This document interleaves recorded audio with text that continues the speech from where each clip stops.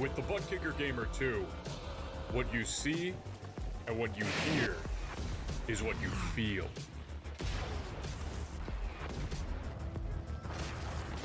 Butt Kicker. The future is feeling.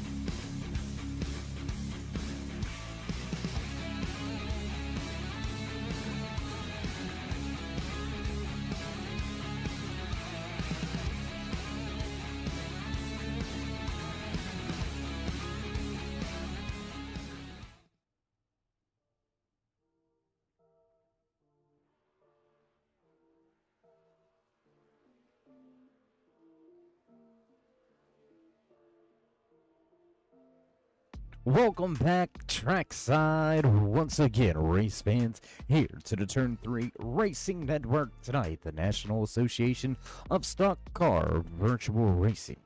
Masters of the Draft fires things off for round number 4, championship night. Here are these Gen 7 machines, the final time we will be in these rides for this season with the Masters of the Draft. I want to give a big shout out to Buster's Corner coming on board, creating some great setups for these Gen 7 machines for these drivers.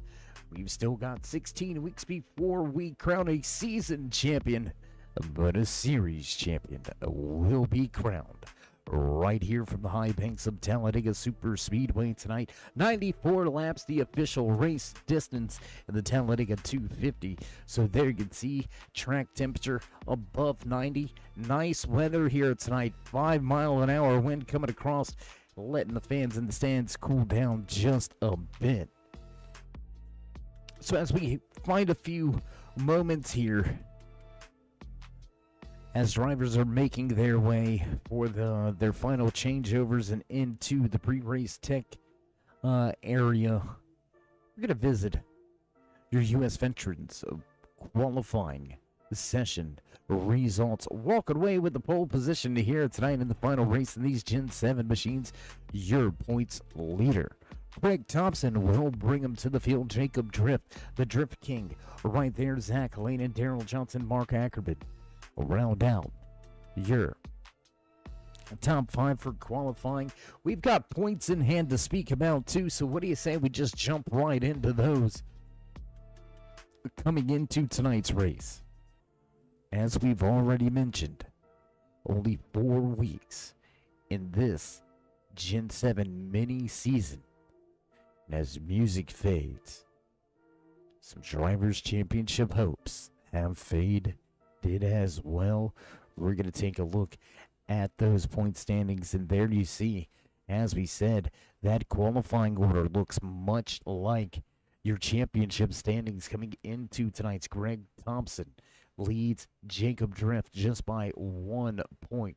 Kerry Coe right there, 15 points back. Joe Wells, 16 points. So your top 4 with a very legitimate chance at this championship. Outside window looking in, Landon Williams and Dakota Bailey. On the outside looking in at that championship,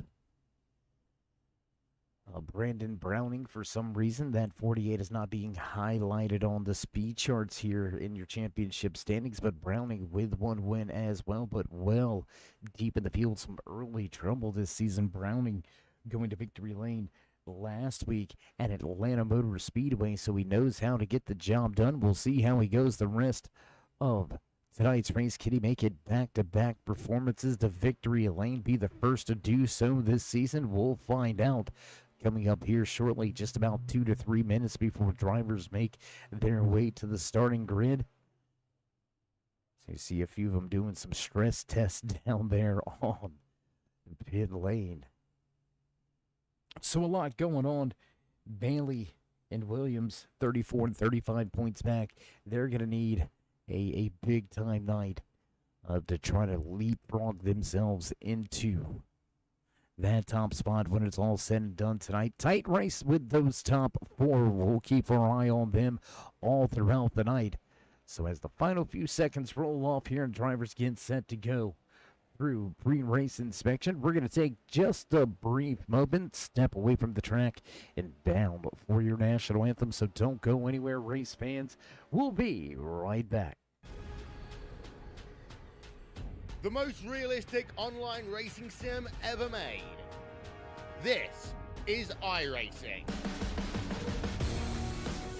Detailed laser scan tracks, fully dynamic real world cars, and over 50 series to choose from.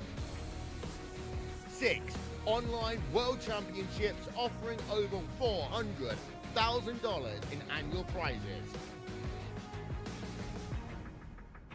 This is the original esport racing game. This is iRacing.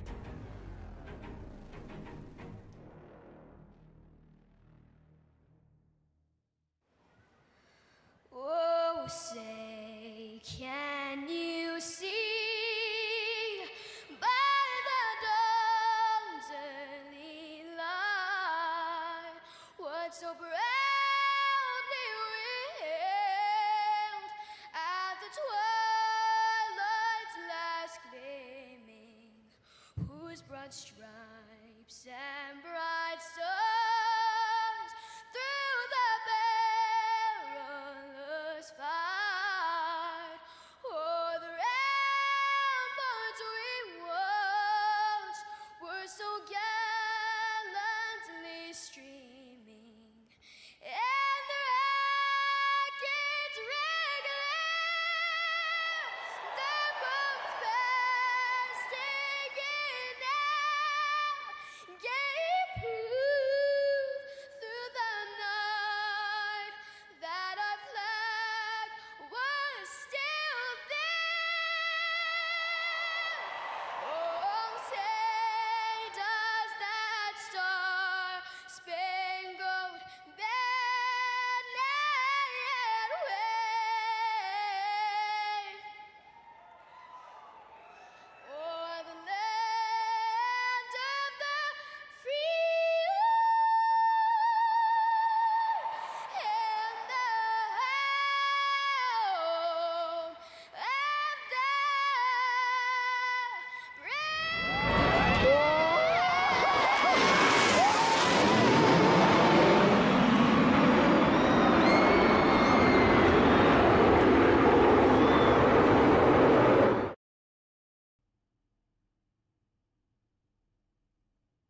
And back trackside high above in the turn 3. A blimp looking down at this 2.6 mile behemoth as drivers get ready to roll. We're off of pit lane and we're going to get set for tonight's starting lineup right here from Talladega Superspeedway, walking away with the U.S. Veterans Pole Award, starting inside row number 1, the 08 of Greg Thompson. Jacob Drift right there beside him. Back in row number 2, the 74 of Zach Halanen, followed by the 93 of Daryl Johnson. Mark Ackerman and Scott Wise back in row number 3. And in row number 4 here tonight, David Fuge and Larry Bruner.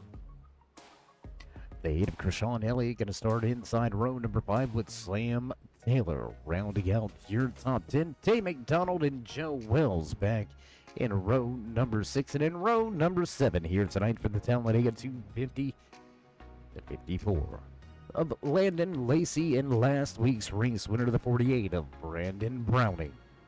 Lucas Lyons, David Duke back in row 8. Row number 9, Gregory Thurlow and Corey Coe. Landon Williams, Dakota Bailey in row number 10. Inside row number 11, starting in 21st position, the 59 of Darren Mack. Bowman Pendergrass just to his outside. Mark Outlet lining up inside row number 12 with William Britton, Richard Smith, and Al Likens rounding out the field here tonight. What a run, what a night we've got ahead of ourselves. 94 laps of action-packed super speedway restrictor plate racing. We're getting ready to roll as the pace car ducks away. The pre-show music will fade and we will get set to get on the gas for the first time here tonight. We'll see if we get many cautions. Do we see a big one? Find out shortly. Into the restart zone we roll. Music goes away and we are now underway here from Talladega Superspeedway. Green flag flies for the Talladega 250.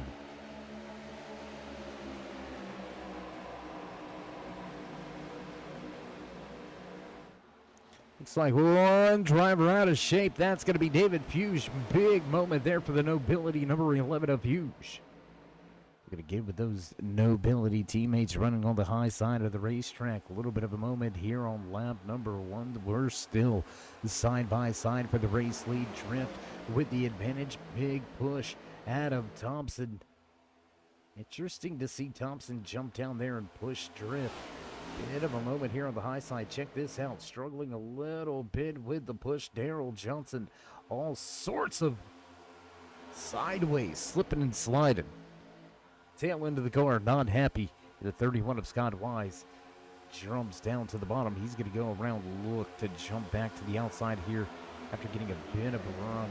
The red good wrench. Number 31 of Wise looking for the front.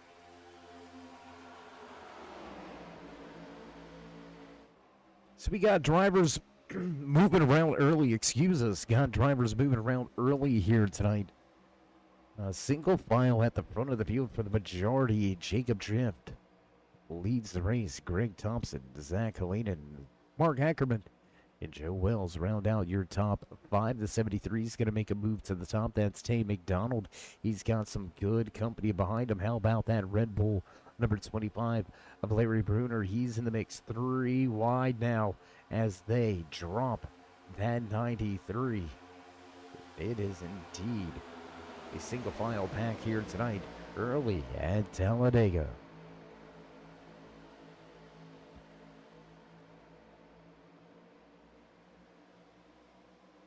Big run from the 48. What's he do with it? He's going to stay with his teammate. Not going to elect to use a little bit of what I call IndyCar lingo. Leapfrogging. You get back up a little bit. You get a run. You come up and around. That car slots into the second spot. The man that was pushing you now just pushes him, and you get a little bit more out of it. However, the draft very different in these machines compared to those open wheel Indy cars And we've got drivers jumping to the top. Gary Coe's going to try his hand at making that outside lane work. Seeing those Nobility Motorsports drivers on their way to the front. We're back side by side, racing from 4th on back. And with lap 4 underway, we'll drop that timing and scoring right over there to the left-hand side of your screen. You can find and follow along with your favorite driver here tonight. But there it is, that outside line really beginning to make some energy. Really beginning to run down the drivers at the front of this field. And there it is, now a battle for 3rd side by side on back. More drivers dropping out of that outside lane, jumping to the high side. Little disconnected after that top 3. We've got a 3-car pack nose to tail, about a car length back to Ackerman in the 37, giving a lot of room, but that's stacking that inside lane up just a bit.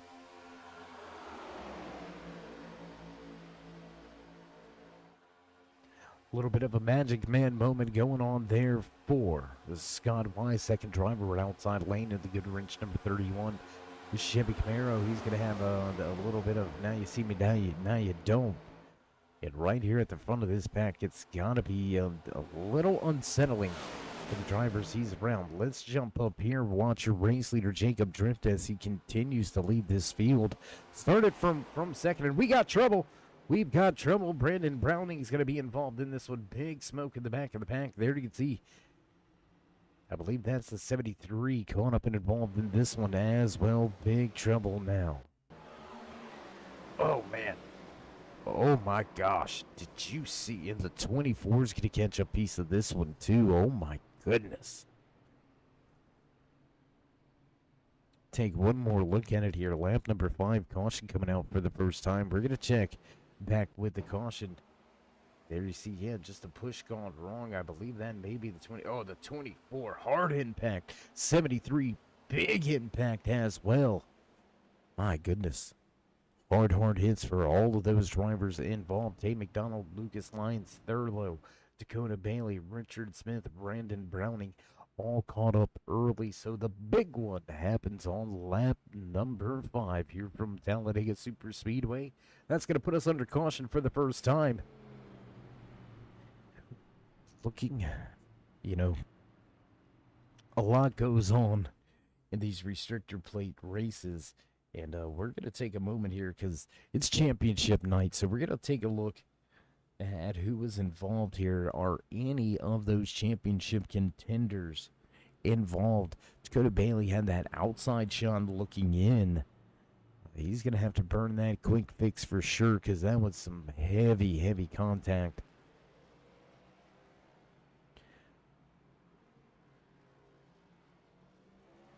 And it looks like most of our championship drivers fighting for that championship here tonight, it looks like most of them avoided any damage. They really just Dakota Bailey being caught up in it. Landon Williams does come to pit road this time around. Interesting to see drivers already beginning to get into a different fuel strategy. I don't think you're going to bother taking tires at this point in time. I really don't think it's going to be worth it to get tires, but a little more fuel never hurt anybody.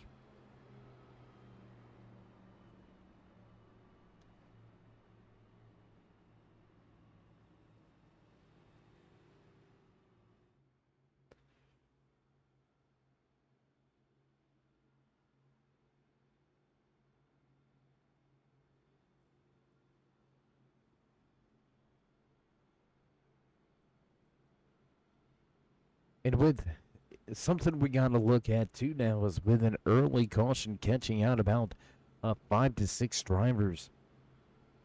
How this is going to unfold on the restart? Are we going to see the same amount of aggression, or a driver's going to cool down and give? I don't want to say give the race an opportunity to unfold, but put some laps under their belt. Granted, not a too wide or a bad situation, just to push in the corner that went a little awry. But but is that going to play in the back of some of these guys' minds? We'll find out for sure when we go around. Next time by, we're going to receive the one to go, the one finger wave for the boss man in the flag stand. As everybody in the stands back on their feet. Great photo opportunities here at Talladega Super Speedway under caution. Much easier to get a nice, clear, crisp photo of a car when it's doing 70 as opposed to 170.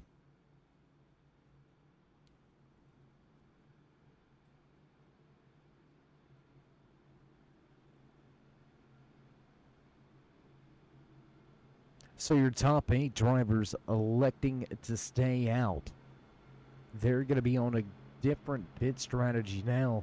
And I think those top 8 drivers, at this point in time, with that difference, that 5-6 lap difference on the fuel, I think you guys got to have your spotters talking at this point. Try to get single file, try to stay with each other, and try to come to pit road all together as well. That's the only way you're going to have a shot, an opportunity, and keeping pace in the draft when you do have to come to pit road. You know, you're going to have, looks to be about, what is that, close to 20 drivers, 17, 18 drivers, something like that, that are going to be able to continue to run for an extra 5 to 6 laps. So if it's green flag pit stop, you have got to be sure when you're coming, you got to know how many are coming with you, and you better have more than just 2 or 3. I think it's going to take 4 or 5 to really keep themselves in contention here. We'll see how it all stacks up and plays out, but for the moment, we make our way back through turn number 3 under caution for the first time. Big issues for a handful of drivers on lap number 5. We're going to get rolling here at a 4. We're going to get sent to drop the green flag once again.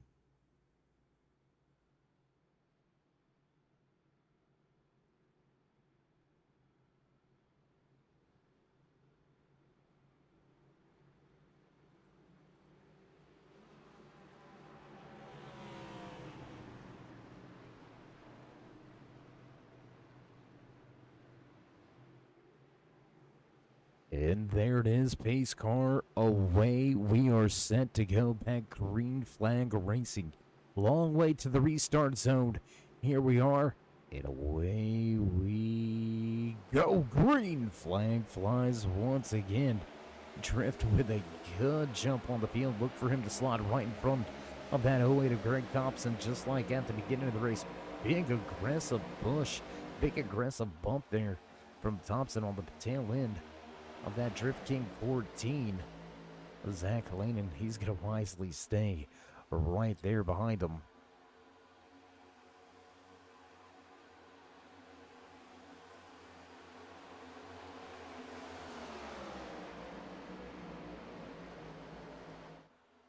Joe Wells running very well here tonight.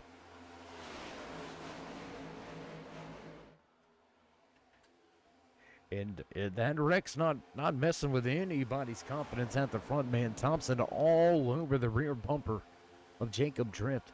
Moving around just a little bit. Looks like we've got drivers trying to make that second lane work once again. I believe that's going to be Darrell Johnson and Scott Wise trying to work with each other. Johnson going to bail back to the bottom in his 93 Fast Forward Mustang. That's going to leave Scott Wise on the high side. 2-3 wide, action back behind them.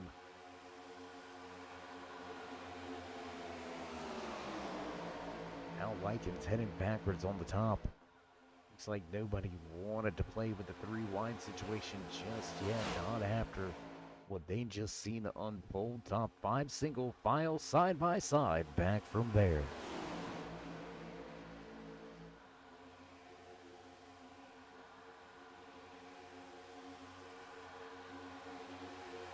Handful of drivers electing to stay just a little bit off pace. Let's take a look back here. Then you can see that 38 of Gregory Thurlow. He was caught up and involved in that early incident here.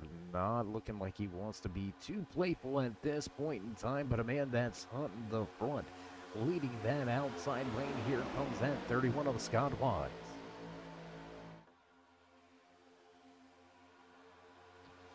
Corey Coe going to get put 3 wide. He's going to get shuffled down of that middle lane to the high side. He does have one taker to come along with him, but I don't expect to see that third lane really begin to develop. It's a little bit early, and I just don't think these guys want to do the 3 wide just yet. And as I say that, that outside lane does drop back. They're going to catch the tail end of that middle lane. 2 laps of green flag racing back under our belt after the caution early here.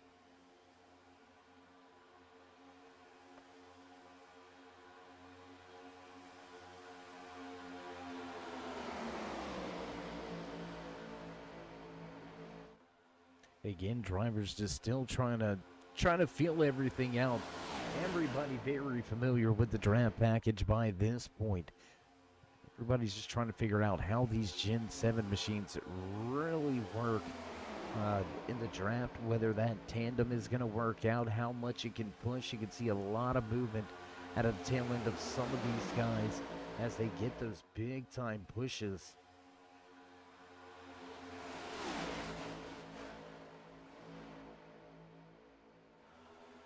A lot of movement up through this field, but how about Dakota Bailey listed in 10th, up 10 positions from where he qualified it. Wow, Dave, come on. Get it together, buddy. Nah, Dakota Bailey involved in that early incident. Here he is, third car outside lane, beginning to get it heading in the right direction. That energy beginning to build. Lap after lap, you can see Scott Wise leading that lane, slowly begin to creep further and further up towards your race leader, Jacob Drift. He's led every single lap so far, 14 on the board.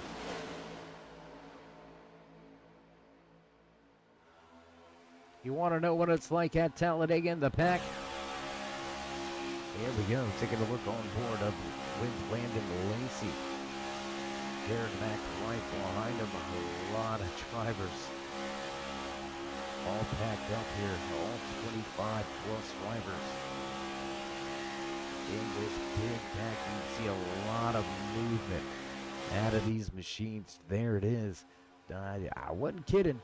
I wasn't playing, man. There is a lot going on for a lot of these drivers as we go on board now with Sean Elliott running in that 5th position, 5th car in line, bottom lane. Scott Wise starting to surge to the front. There you can see him just to the outside of Elliott.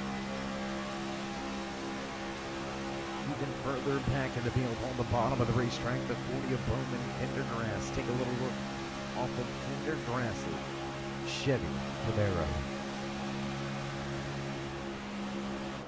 You can hear him having to get out of the gas. That's because that inside lane gets going, and he's going to jump to the top. We've got 3 wide in the back.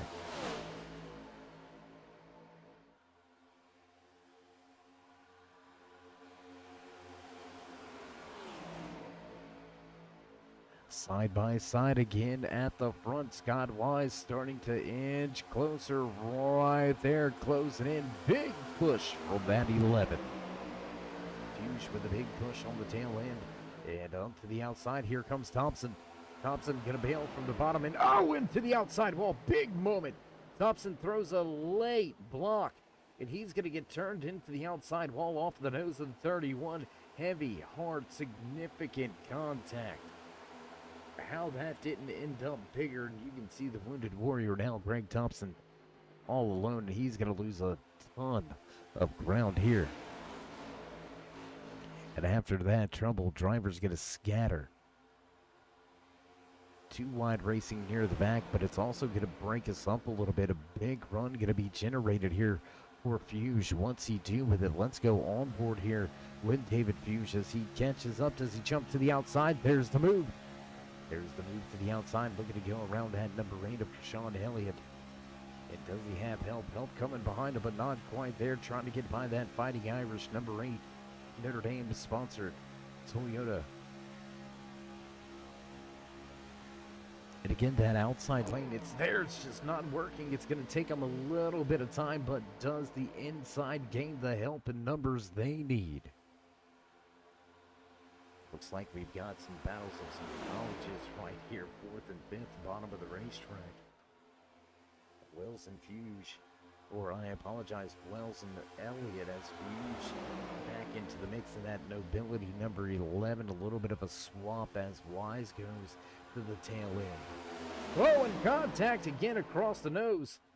The 59 going to go across the nose of 31 down on the bottom of the racetrack off of the surface. So we're going to stay green flag racing here from Talladega.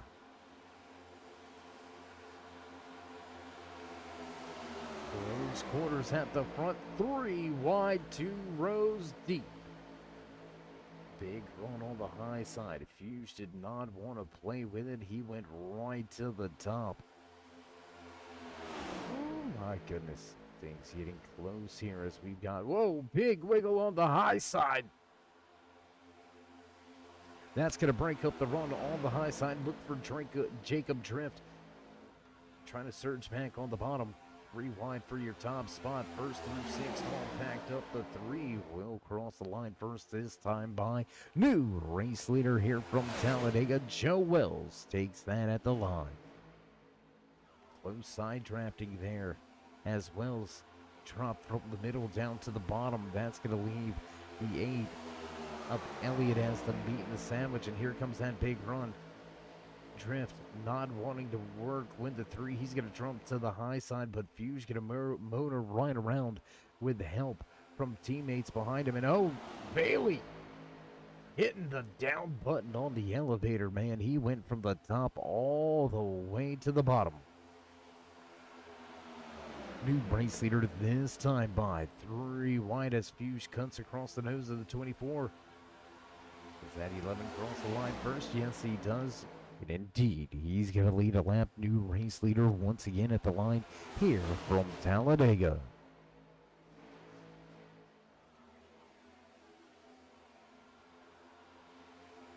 So a lot going on. 2 incidents with drivers having trouble. And we're going to stay green flag racing. That has definitely broken up this field into at least 4 to 5 packs.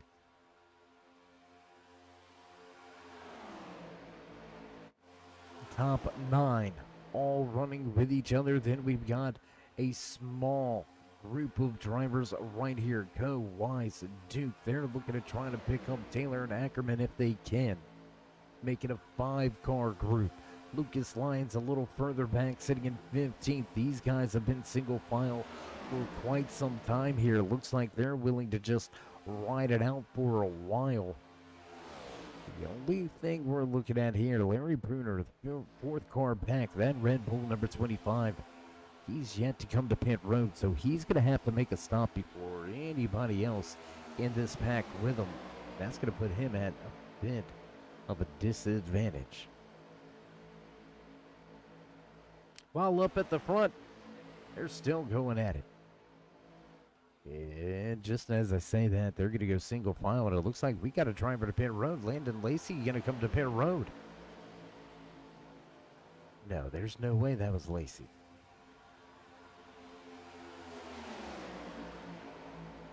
The driver braking and going down to pit road. We're trying to find that driver. Looks like, I don't know, maybe we're seeing things here. But it looked like a driver going to pit road. He may have just been dropping back. Where did Landon Lacey go? And yes, Lacey dropping back here. 54, dropping back through the field. This is definitely an interesting development. Lacey came to pit road under our first caution. So he's got more fuel, not needing to go this slow. He is well off pace, almost 30 miles an hour off pace. Possibly looking for a teammate. Let's see if we can hear anything wrong with that engine.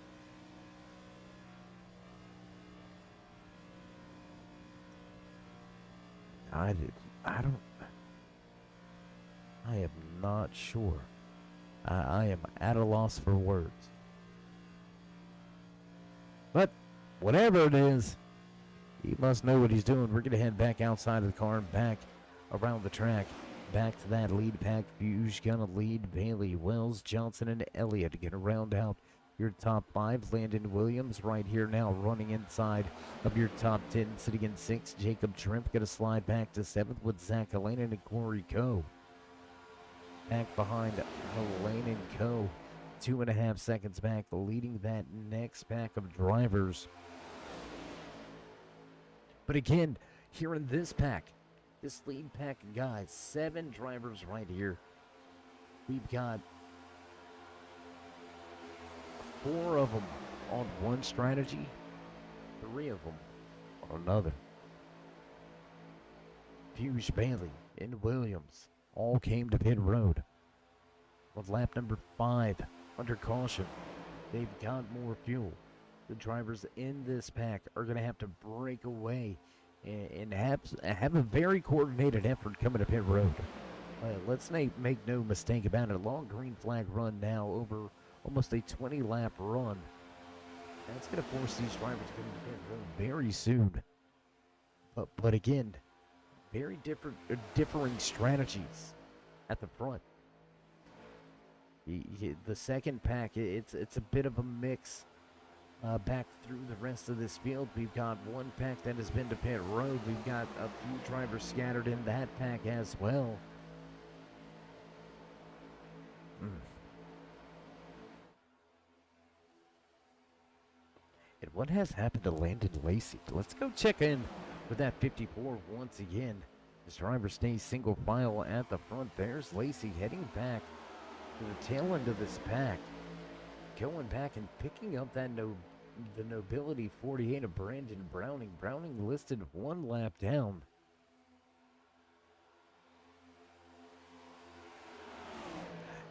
I mean, even looking at the point standings, the championship standings, Browning outside of an opportunity to walk away with the 4-week mini-season championship. Landon Lacey also out of that championship, so not on the line right there as far as championship being decided tonight for these guys. That is a teammate. We're going to get off track for a second here. That's loyalty, right? You know, that's a company man, if I ever seen one. I'm telling you. From inside of your top 5, he's going to jump out of line and drop back about 21 seconds. He's going to give up on the race leaders to go back and help push one of his teammates that is listed off of the lead lap. We thought there was something going on. We thought there may be some strategy. This is it to try to help that 48 get himself back on the lead lap. And again, you see these drivers from Nobility and Filthy 5 Motorsports working together. Utmost respect and camaraderie between these teams. Man, I don't know. You're supposed to like your teammates and do just about anything for them, but I don't know if I like my teammates that much. I'm just telling it like it is. Jacob Drift gonna have a moment here. Drift gonna lose a handful of positions, has a big run now. Not quite sure where that run was generated from, but look at those 3 drivers on that outside lane. Absolutely motoring to the front. Corey Coe will take that top spot away. Scott Wise right behind him. There's the 78 Nobility machine. He's going to look to drop down to the bottom in front of David Fuge. Now we see a problem. Lap number 29 on the board, this time by your top 5 have already hit pit lane. Hanging on with this pack are those 5 drivers that have not hit pit lane yet. So we're going to have almost an exact split. If we see this thing begin to turn into green flag pit stops, which I believe we're just about 10 laps away from seeing that, about 15 for your front runners. Jacob Drift going to the high side, not worrying about pit lane just yet. The 78 peeks outside, maybe to just get a little bit of fresh air on the nose of his machine, but very interesting to see that 3-car pack line up and run down the 7-car pack that was out front.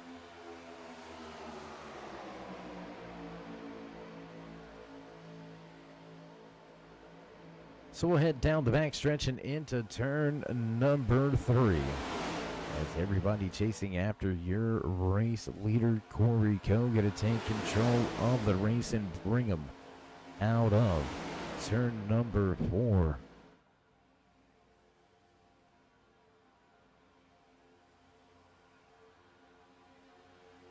Man, what a beautiful, beautiful sight that is as drivers make their way into turn number 1. We're going to watch them go right through your living room screen.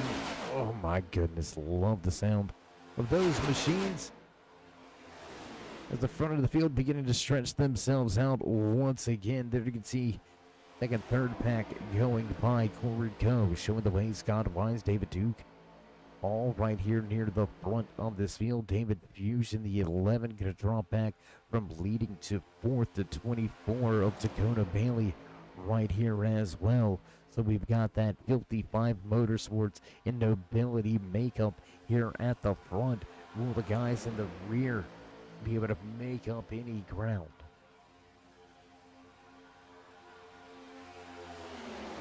And surprisingly enough, we said it. We're taking a look right here already. Landon Lacey was 21 seconds back from your lead pack just a handful of laps ago, and now he's cut that distance down. Lacey just 18 and a half seconds back from your race leader, so they are gaining some ground. Looks like maybe the smaller packs may be the way to go.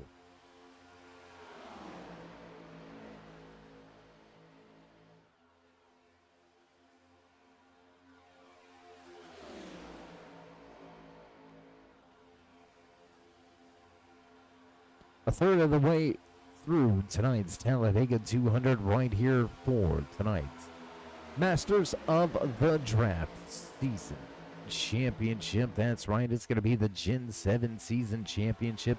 4 short weeks of restrictor plate action behind the wheel of these Gen 7 machines, and we will crown a series champion here tonight from Talladega Super Speedway. Excuse me. So a big time shout out once again to Buster's Corner coming on board, sponsoring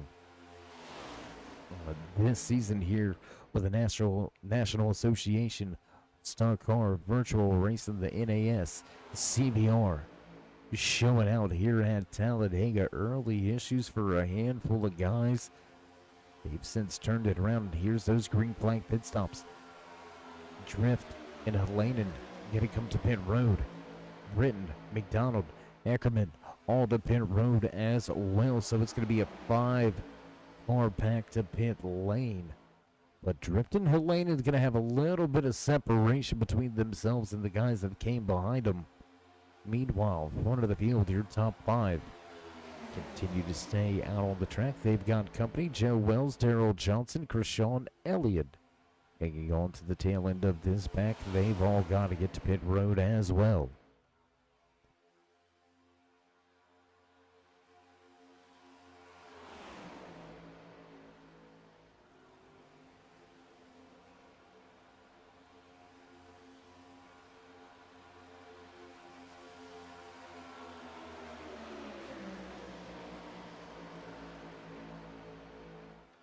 Majority of the field can elect to stay out. Larry Bruner will come to pit road this time around.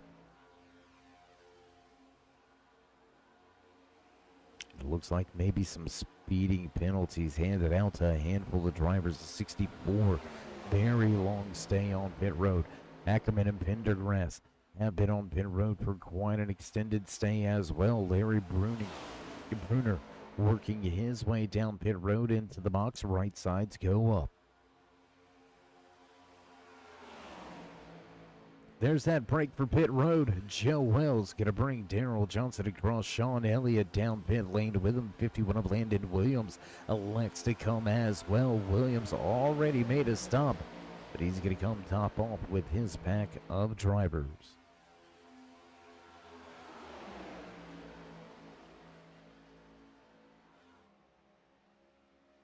So again, a lot going on here. We're going to take a look all around the track, trying to check in with a handful of these guys.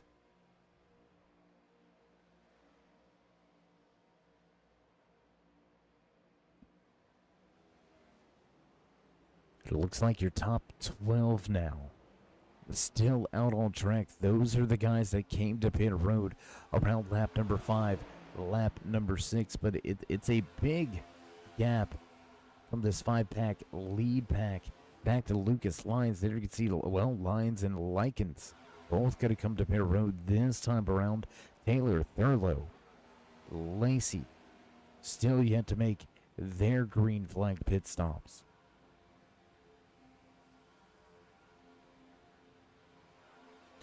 Meanwhile, back here with Corey Coe, your top 5, breaking away. The odd man out right now is Scott Wise.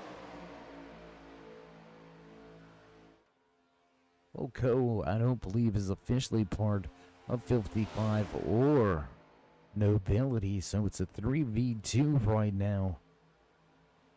And liking their odds to come to pit road early. Coe and Wise will break for pit road. David Duke going to take over the race lead this time by as we unfold a green flag pit cycle for the first time here from Talladega. We're trying to keep our eye on what's going on as far as these drivers rejoining, where they're running at, where they're coming out at. Jacob Drift and Zach Lehnan, they were the top 2 that came to pit road inside of that lead pack. They are out front. Got himself a bit of a gap as well to deal with. Looks to be about 3-4 drivers going to be with Drift and Lehnan, so they might be able to keep this thing wound up. Corey Coe, Scott Wise coming off of pit road to turn number 1 here. This is going to get close between Drift, Wise, and Coe. Bottom of the racetrack is Corey Coe. We should see Drift and those boys begin to make their way out on track. He's going to have to jump out there and try to get some of the draft here. Jacob Drift, fast run on the inside. Corey Coe not going to be able to do anything about it. That's going to drop Coe to the tail end of this pack. Scott Wise looks like he may have lost the draft. Wise almost a second back from Corey Coe. Can Coe somehow keep himself right here on the tail end of this lead pack? Scott Wise losing more ground as we cross the line. Lap 39 now on the board. And Scott indeed has lost that lead pack. He's gonna be solo for quite some time, and that is going to be a big time speed differential. Meanwhile, at the front, Jacob Drift going to power and motor right around that Nobility number 78. Duke looking to blend here. Looks like he's going to have some success trying to stay in touch with this lead pack. And what's helped that 78 stay involved here is we got a little too wide action, right? So that broke a bigger hole in the air, allowing him to keep the draft a little bit easier than what we've seen Scott Wise having to undertake. The 40 of Bowman Pendergrass listed multiple laps down. Is going to stay on the apron coming out of pit lane. 3 laps down, so the drivers at the front, your top 9, all single file. Big gap back to Dakota Bailey, who was a man all alone as well. Bailey did come to pit road with the company, but he has since lost his help. Scott Wise all the way, but 1 second back. These two guys going to have to put it in go mode, because they are losing a ton of time. But right now, going to be over 10 seconds back from your race leaders, and that's going to be very hard to make up here if we stay green flag racing.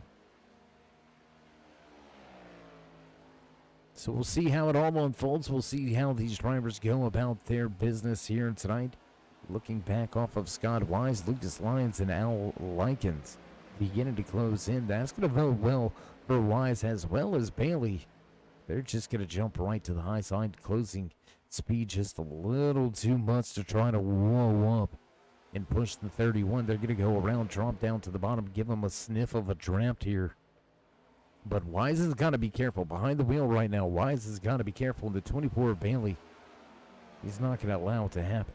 Doesn't look like Bailey going to let that happen. Wise going to come to his rear bumper, and that 2-car pack will become a 4-car pack back outside of your top 10. Front of the field, single file for the most part. We do have drivers on the high lane trying to see if they can't get something to work, but just nothing going on for the time being.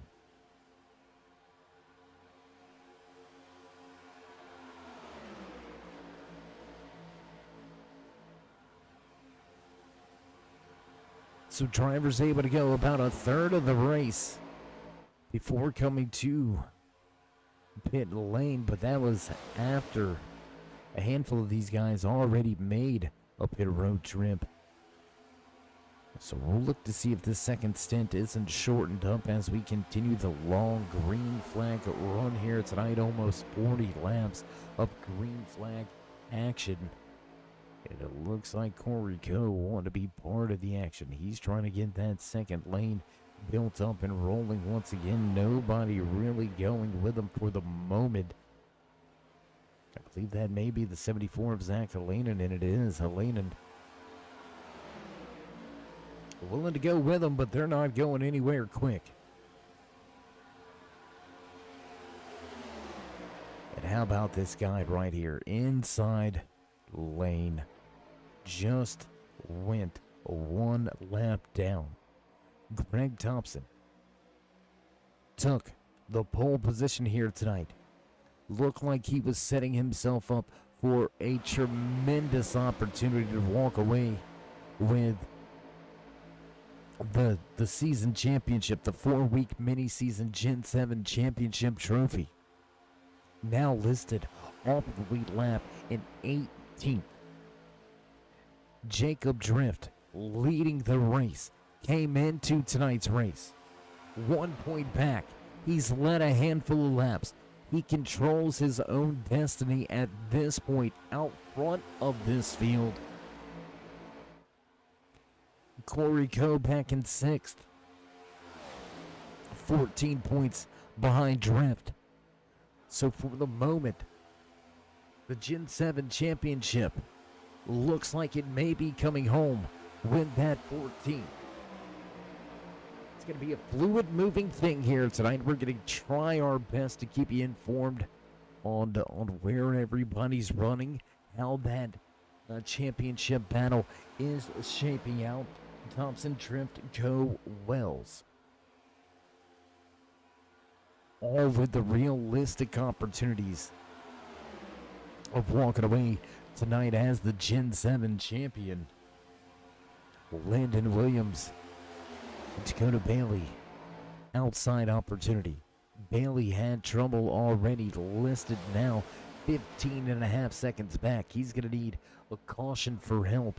He's going to have something fall his way. He's going to need trouble from Drift Wells, and Williams at this point, putting himself in a good position. Landon Williams running second, up 17 spots from where he qualified. Not wanting to stay in line. How about Joe Wells? Wells came into tonight's race 16 points out of the race, out of the championship lead. Opportunity to possibly walk away with the championship. Wells going to move to the high side and do what it does. And again, right. Oh, here we go. Everybody has a strategy. Everybody has a game plan. Until the engine start. And after that, your game plan, your strategy, it differs at different points. There you can see now that 51, he doesn't think the 14's where or who he needs to be with. Oh, up the track a little, a lane and almost into the driver's side of the 51. And look at the, I don't want to call it a mistake. Whoa, big moment there as Krishawn Elliott going to lose traction and head down the apron through the triangle, tiptoeing through the tulips on the bottom of the racetrack. The 8 will keep it underneath him, but a big moment here near the front once again. And here we are again. A new race leader at the front again. Corey Coe leading that inside lane. Coe now with leading the race. He takes control of the overall season championship as well as the Gen 7 championship. Jacob Drift running in third. That's a real tight battle.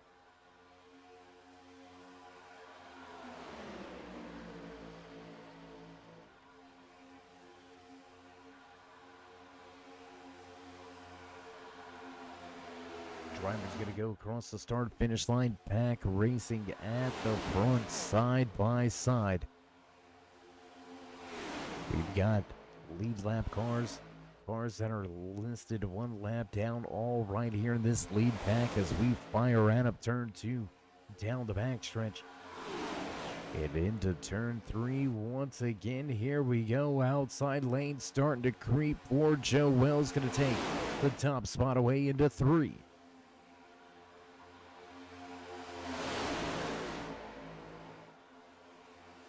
Out of turn number 4, we roll and back to the start-finish line. Man, I'm telling you, there's nothing like restrictor plate racing. Drivers all over each other pretty much all night long here tonight. We thought the lead pack may get broken up just a little bit, but they have not. They have been all over each other. And back at the front, once again, leading on the bottom of the racetrack, Jacob Drift looks to put that number 14 Drift King machine into victory lane here tonight, just over the halfway point. So we're going to give you some driver highlights and spotlights, leading the race, leading the championship standings at this point in time. Out front of this field, behind the wheel of the 14, Jacob Drift shows the way. The man behind him, no slouch either. He has an opportunity to walk away with the season championship. Corey Coe sits in second. He is your biggest mover of the race, up 16 positions from where he qualified here tonight. So Coe, absolutely phenomenal job so far as we single file for your top 4 spots. Shout out to this man as well. How about Al Likens behind the wheel of this 94? Likens up 15 positions from where he qualified tonight. So from pretty much tail in the field. Shotgun Sally. Likens looking good. We'll see if that fast forward can make it to the end.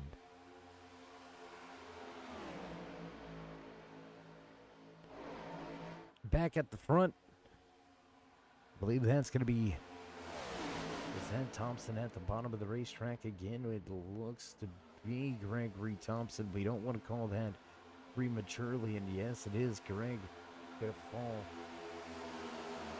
another lap down. Tough night here tonight for that 08 as we've got single file lead lap and one lap down machines all mixing it up with each other. Things getting pretty interesting in the back.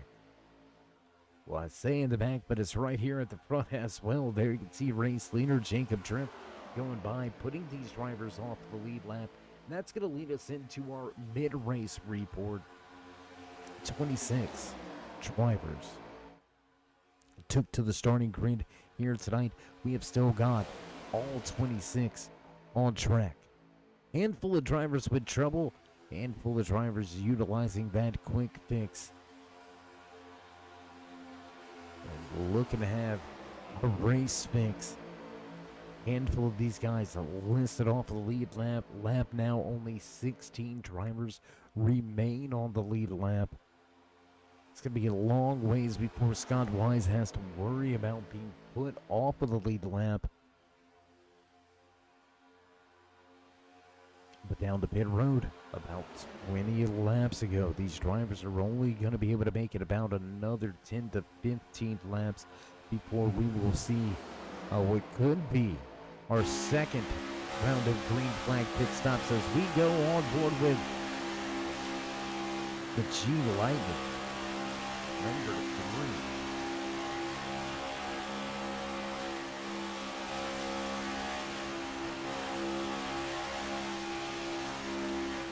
You know what? Let's jump around a little bit. Let's check out some of these drivers' paints, the helmets. See how some of them are looking behind the wheel. Go to Bailey, looking good. Back into that. Mark Howlett. Alex. Willette. Alex to just keep it simple. Sometimes simple is sweet. Willette's race tonight, not as sweet as he may have hoped. Outside of your top 20, listed off the lead lap. Mark needs a little bit of help. Back outside the car, back near the front of the field, single file for the most part. We do have one driver looking to the outside. That's going to be the 23 of Richard Smith, listed off of the lead pack or lead lap. But with this lead pack now, and we all do it, we all know it, right? We're behind the wheel.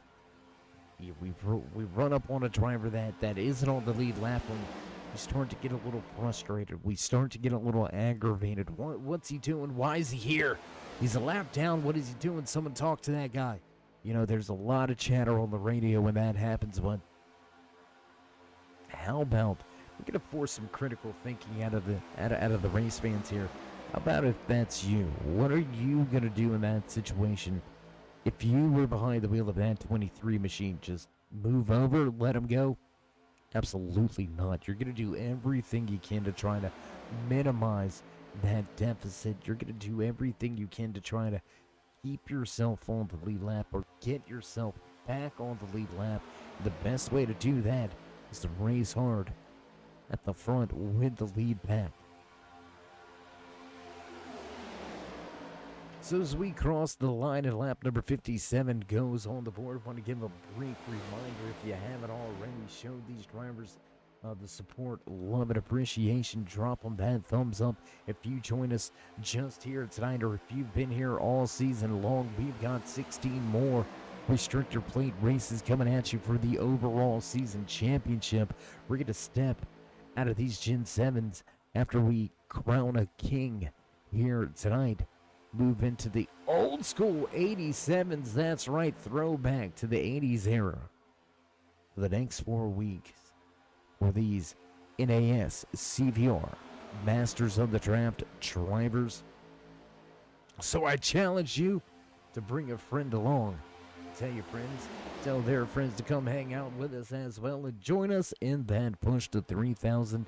Drop these drivers that thumbs up, click subscribe, smash that bell over there on the right-hand side. Get notified anytime we go live here on the Turn 3 Racing Network. Whether there's myself, David the Cave, or anybody else back at the Turn 3 headquarters, we do appreciate each and every one of you each and every time you stop by. Whether you're sliding in to say hey or you're one of our dedicated fans, friends, and family, we do appreciate each and every one of you. Big shout out to all of the sponsors as well. Right here with the Under Pressure Washing Busters Corners. How about Beef Jerky Unlimited? Dale Earnhardt Chevrolet, Mountain Mafia Kennels, and as always, Butt Kicker. Butt Kickers Haptic Transducers produce the best in the game. The future is feeling Butt Kicker. Feel what you've been missing.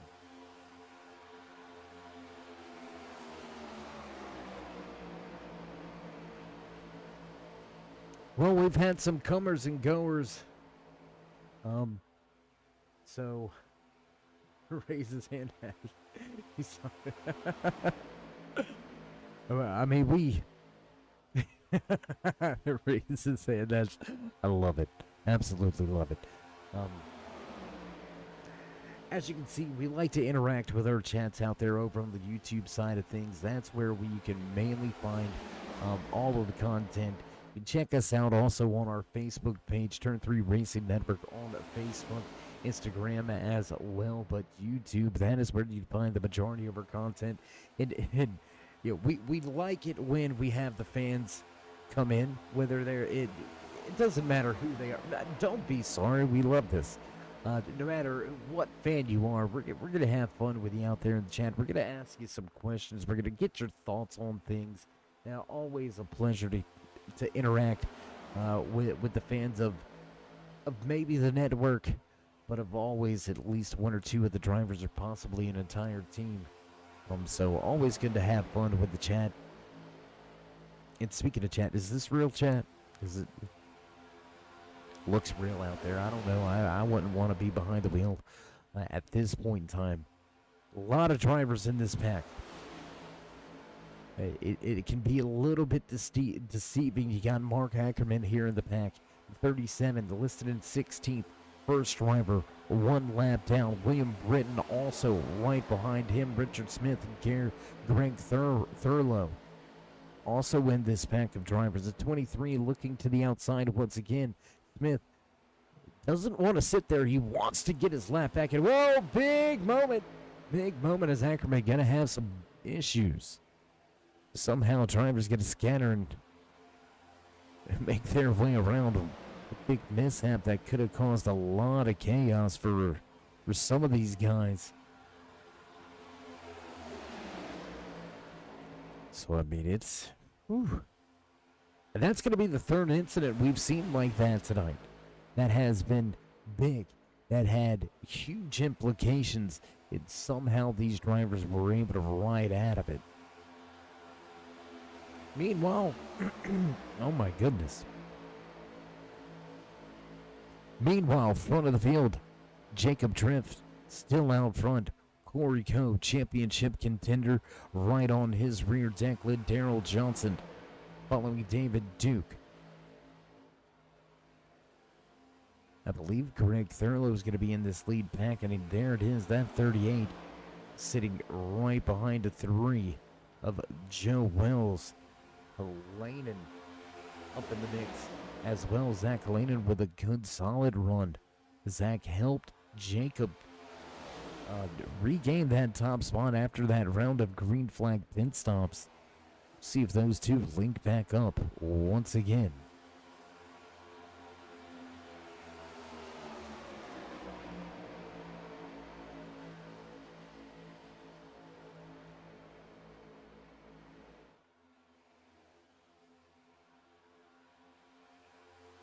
And we are close to that green flag pit stop window. Jacob, one of the drivers that did not come to pit lane under our first and only caution here tonight. He elected to stay out on the racetrack, came to pit road back on lap 33. That is 30 laps ago.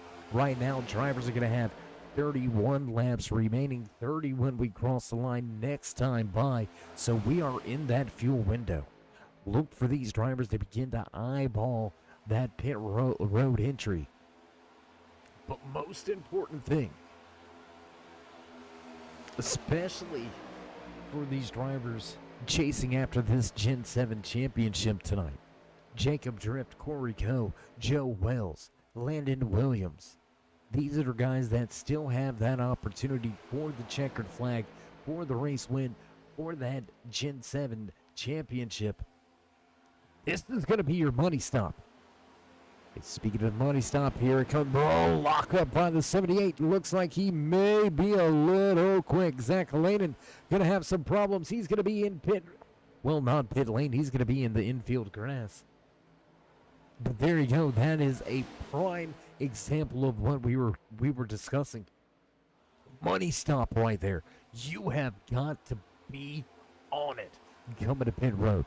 No pit roads penalties. If you're not going to take tires, you cannot lock them up. You cannot flat spot the tires.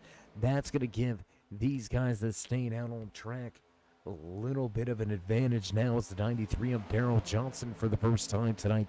He takes over the race lead. Joe Wells, Krishawn Elliott just behind him, as we've got drivers heading back to pit lane this time around. Another lockup from a driver. Big lockup from the 93. Huge lockup of the front tires for that 93. He will get rode down, but he's going to probably have to take tires at this point.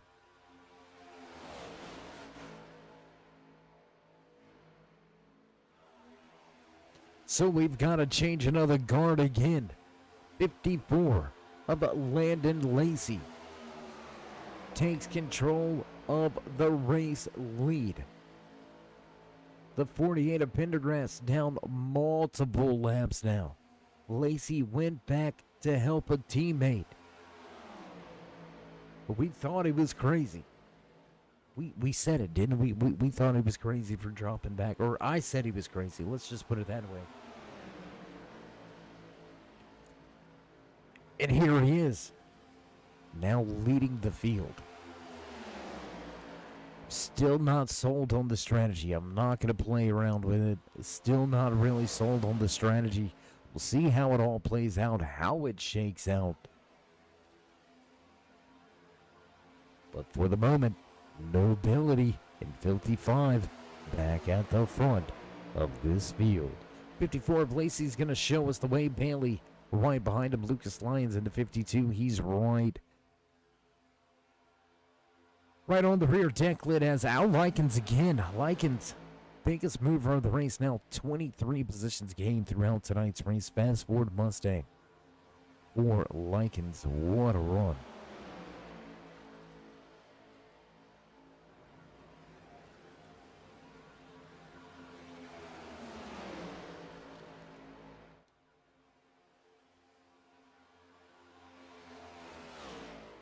And we have got some big things to go over here. We're going to let the round of green flag pin cycles play itself all the way out before we start bringing too much attention to it. But we are under 30 laps to go. We are down at this point to only 13 drivers left on the lead lap. Top 5 yet to make their final green flag pit stops, and speaking of which, they're going to come to pit road this time by 54. Oh, close with the 88 behind Dakota Bailey. May have been a little quick. Looks like the 40 of Pendergrass definitely quick coming on the pit lane. And here it is, right here. 3-car breakaway at the front. Darrell Johnson, Joe Wells, the lap machine of David Fuge. 1, 2, 3 on the track, all lined up. Fuge down multiple laps at this point in time, but help always warranted, always needed, as they're going to easily go around the drivers that just came to pit road. And look at the gap that these guys have created. Darrell Johnson and Joe Wells over a 4.5-second advantage. He said it out there in the chat. The 3's looking racy. He's been racy all night long. He's been up in the top 10, up in the top 5 the majority of the night. And I think he may have a little something to say about who walks away with the Gen 7 championship. Wells coming into tonight's race sitting 16 points out, just 1 point back behind Corey Coe, who was 15 points back.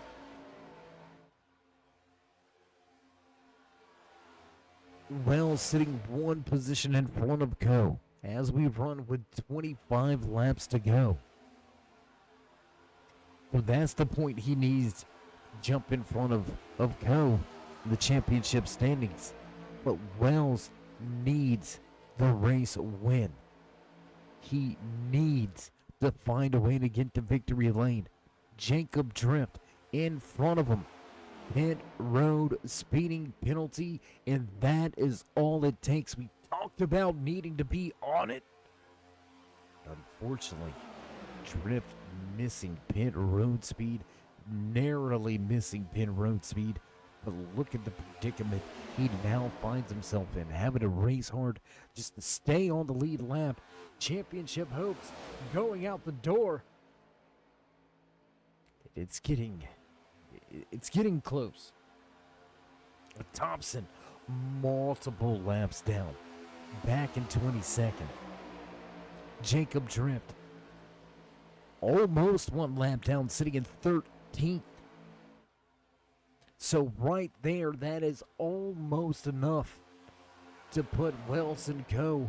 in front of Drift in the point standings. As they run right now, Jacob Drift still could possibly walk away the season champion, sitting in 13th, on the verge of going 1 lap down. Wells or Co., they need to win. They need to win to get those extra few points.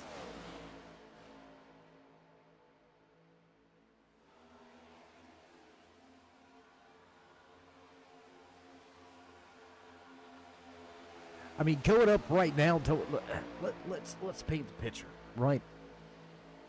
Coe is sitting about 4 seconds back from Wells at this point, right? The 93 of Darrell Johnson is your race leader.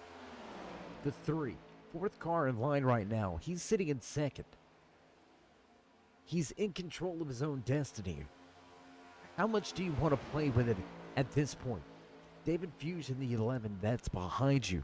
He's multiple laps down as well. The guys in front of you, they're just looking to stay on the lead lap. So what do you do here? If I'm on the crew, if I'm on the pit box, or I'm up high above the track in the spotter stand, I'm letting Joe know everything about this race. Look, bud, coming to 21 to go this time around, sitting in 2nd. We've got an upper hand over our championship competitors.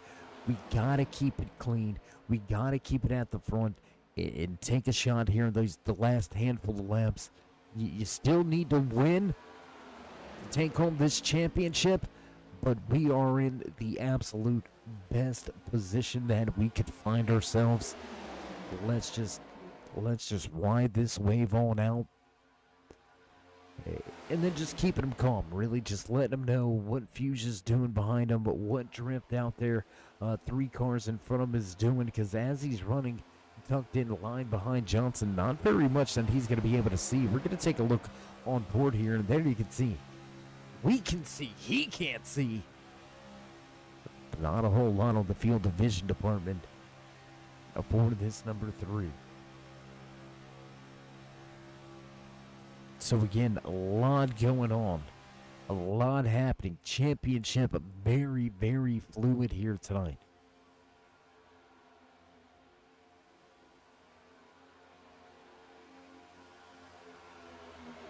In the grand scheme of things, though, if you look at it this way, the grand scheme of things, 20 weeks of restrictor plate racing if you're going for that overall season championship. So still having a good night is that 14. Still going to be looking good in the overall points championship will be Thompson. So he's not going to have an opportunity to raise the checkered flag here tonight and get that race winning trophy or the season or the mini season championship. But he's still going to set himself up rolling into the first week of the 87 machines with a solid top 5 in the point standings, right? He's not going to lose a ton of ground in the point standings. He is going to lose a handful of positions, but I believe he's still going to slot inside of the top 5. But this is what you can't have right here. Daryl Johnson separating himself a little bit. Wells, he's got to stay there. He has got to stay in touch. Corey Coe gaining some ground. He's knocked down about half of that deficit. Now just 2.3 seconds back. Less than 20 laps to go. A lot on the line, a lot going on as we cross the start-finish line this time around. Jacob Tripp continuing to stay out front of this lead pack, continuing to keep himself on the lead lap for the moment. And there is an absolute lot going on all over this racetrack as drivers head down the backstretch. The Nobility drivers jumping to the outside, the 78 of David Duke and Dave Fuge. Dave and Dave working together. There's no Dave and Buster's. There is Buster's Corners, though. If you're looking for a great Gen 7 setup, check them out at Buster's Corners.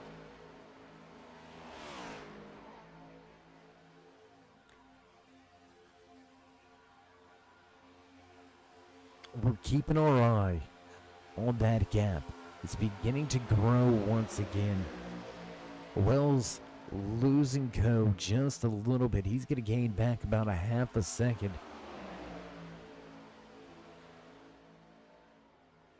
And again, what do? I know if you're that 93, you're not necessarily wanting to go up there and try to put Helene in a drift one lap down. That's just going to force them to race you even harder. So at this point, I mean, what do? Do you just kind of stick it out, stay boxed in on the bottom of the racetrack? The two on the outside, they've had speed early here tonight, but not able to go anywhere right now. And that's somewhat going to box Johnson and Wells in, right? They can't make that jump to the high side. Drift leaving a little bit of lane on the inside. But I'm sure once you take a peek to the inside, that door is going to be shut. So nowhere really to generate or make a run for the moment for that 3 to try to walk away with the checkered flag in a mini-season trophy. You can see it happening in the back. We're going to back up from the track just a little bit here. Corey Coe in the background. We've seen him just off in the distance, gaining 0.6 of a second this last time by. So again,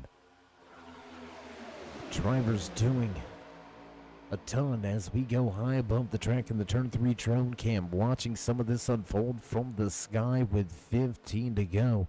The 38 a little bit out of shape. Thurlow a little bit out of shape. That's going to cause problems for the 11 and the 78. This is what they need. My personal opinion, this is what they need. The 93 needed to get those cars on his outside away from him a little bit. The 3 maybe drag the brake just a little bit, bring those 3 cars back to him, and right as they are getting there, he needs to jump to the high side because Corey Coe, he is coming. He is on his way. And the closer Coe gets, the more dangerous this becomes for Wells' opportunity. The second pack being led by Corey Coe. There you can see Coe right there. He's got help behind him. The 08 of Thompson, the 23 of Richard Smith. They're all going to be there. Dakota Bailey, 7 seconds back, leading a whole nother pack of drivers.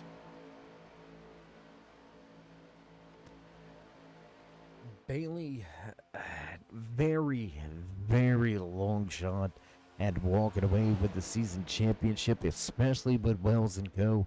inside of your top 5. So really, as we get inch closer to the final 10 laps, it all looks like it's going to be between Darrell Johnson and Joe Wells. And we talked about trying to take that run with the guys on the outside to get around Jacob and really secure the top spot. Reed's not going to take it. He's going to stay in line for the moment. And again, that's going to allow Corey Coe to close in. As if Wells finishes one place in front of him, he's going to be able to pull a point or two on him. But what Wells still needs is the race win.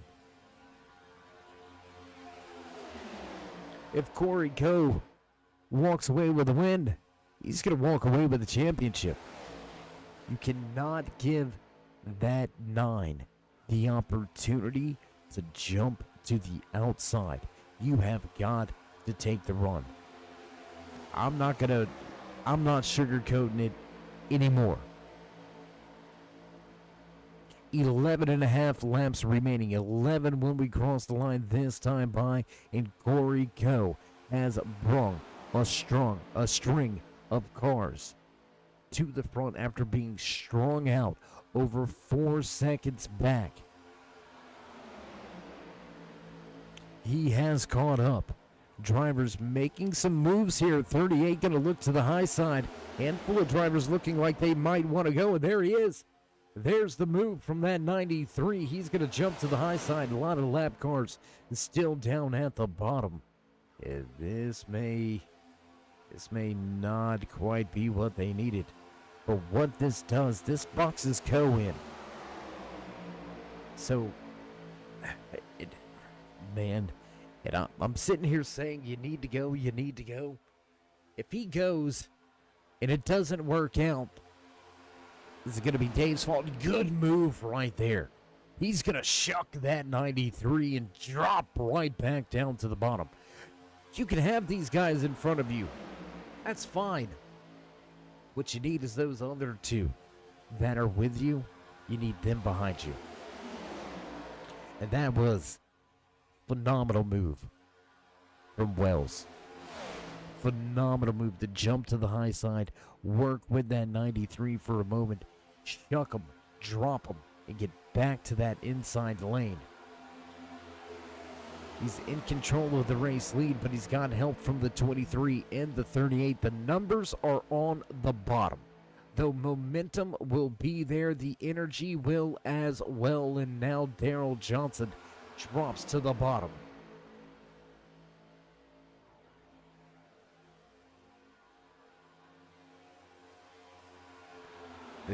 This is shaping up to be a very interesting end to the Talladega 250 for the NASCVR. Masters of the Draft Gen 7 Mini Series. 4 weeks of restrictor plate action behind the wheel of these Gen 7 machines, and these guys have not disappointed one single week. We've had one caution flag here tonight. We have stayed green flag racing since lap number 9 when we restarted this thing. Big time tip of the cap to each and every one of the drivers in the field. We talked about drivers in the back needing to make up some time, possibly needing caution. Dakota Bailey closing in. He's got help from Landon Lacey, Scott Wise, Landon Williams, Krishawn Elliott, as well as Al Likens. Lucas Lyons a little bit out of it here tonight. So it doesn't look like he's going to be able to make up very much of the point standings. But again, Landon Williams, one of those drivers with an outside shot. Dakota Bailey with an outside shot. We've seen stranger things happen. We've seen stranger things on TV. You get it? No? Okay, I'll stop. Sometimes, you just have those squirrel kind of moments, you know what I mean? Yeah, anyways. 7 laps to go when we cross the line, this time by Joe Wells showing the way. Front of the field. 5th car in line on the bottom of the racetrack. Jacob Drift is not your race leader, but he is leading the lead pack. And look at that 9. Look at Corey Coe. Backing up a little bit. Keep your eye on that 9. He's a very smart driver. The 3's going to have his spotter telling him where he's going, where he's at. Because right now, this is the finishing order he needs. Wells needs to walk away with a race win. He doesn't need Johnson to... It doesn't need Johnson to finish second, but it'll make it that much easier, right? It's not going to be nearly as close. But how long do you wait? Here it is. The 9's backing up. The 9 is backing up. You can see it right here. He is backing up. The 08 of Greg Thompson right there to help him. Oh, we've got trouble on the track, too. Brandon Browning going to have some problems. Browning going to have some problems, but we're going to stay green flag racing here. He's going to get it off of the racing surface, and we'll stay green flag racing with 5 laps to go this time by.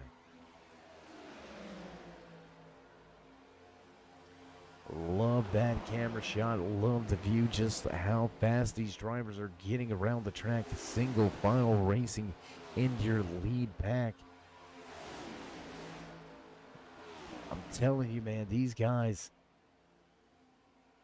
they're going to give me a heart attack. I don't know if my heart can keep it up for another 16 weeks, man. This is a lot of stress, and I'm not even battling.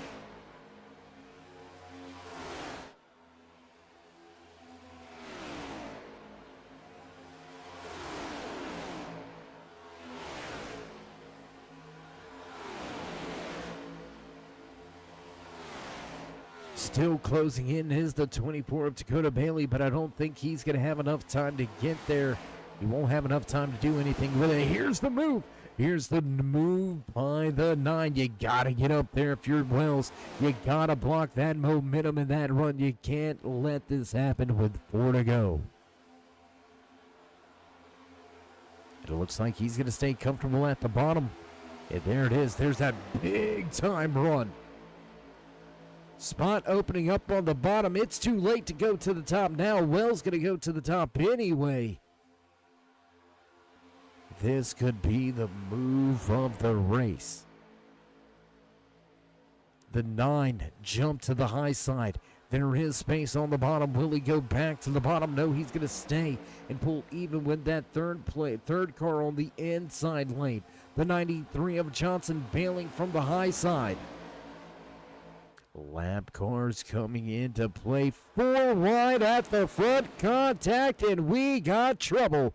Caution coming out as Corey Coe. Oh man, big trouble now for Daryl Johnson. Big hit.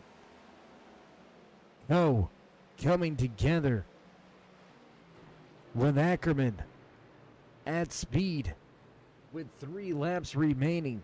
That's going to put us under caution for just the second time, but will give us green white checkered attempt. Let's go back, check the drone cam for the replay. There's the contact between Ackerman and Coe.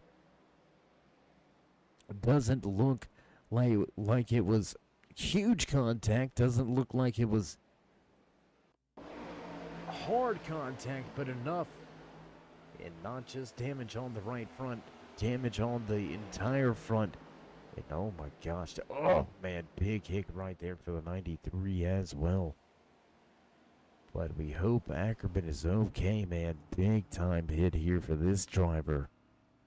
Let's take a look on board here. There's the spin and very Ryan Blaney-esque. Right there, big hard impact for Ackerman. But what's this do now at the front, right? What's this do at the front? Corey Coe, race leader. Joe Wells, gonna line up in second. Daryl Johnson, Dakota Bailey in fourth. Landon Lacey sitting in fifth. Scott Wise, Landon Williams, Krishawn Elliott, Al Likens, and Sam Taylor sitting in 10th.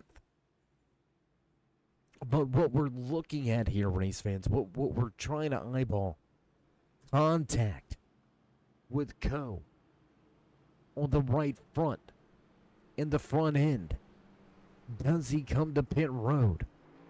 He's going to stay out. Greg Thompson going to come to pit road. Dave Fuge also going to join him. Daryl Johnson, lead lap car. He's heading to pit road.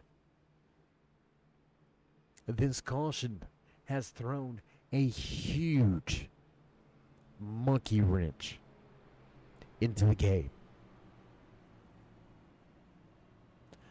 Dakota Bailey now in the mix. The 24 has been quick. With Cohen Wells in the positions they are, even if they were to finish 5th, 6th, that's not going to be enough for Bailey to overcome them in the point standings. Right?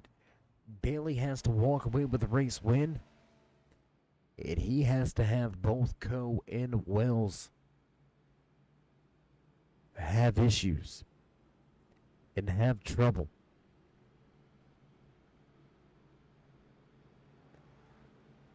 It's going to be asking for a lot. We're going to have a crazy restart here coming up. Will cautions breed cautions? Not quite sure how it's all going to turn out.